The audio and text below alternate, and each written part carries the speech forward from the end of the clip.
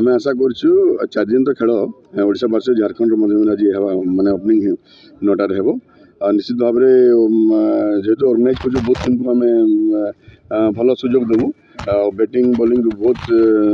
ये पार रहा खेल उपर निश्चित भाव में आम ओडावासी तो ओडा को तो सपोर्ट करूँ रिजल्ट निश्चित भाव में आप गत आप देखो खोजा ट्रॉफी ओडा ये विन कला निश्चित भाव ओडा विन कर निश्चित बॉलिंग बैटिंग बहुत अच्छी बढ़िया हो पार भल स्कोर कर फर्स्ट ऑफ ऑल मु कर्नल सीके नायडू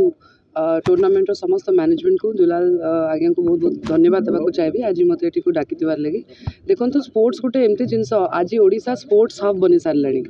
भुवनेश्वर में माननीय मुख्यमंत्री श्री नवीन पट्टनायक प्रयास और प्रचेषार फुटबॉल टूर्नामेंट रू नहीं हॉकी वर्ल्ड कप रू नहीं समस्त प्रकार स्पोर्ट्स को आज इंपोर्टेंस मिलूँ आई थिंक मोर सौभाग्य जो मुझे स्टेडियम को आसिकी कर्नल सीके नायडू आज मैच रो ओपनिंग कली आगामी दिन में आम ओडिशा रू भी एमती बहुत व्यक्ति स्पोर्ट्स आगो को जातु इंटरनेशनल लेवल रे खेलतु मोर प्रयास रोर बेस्ट विशेष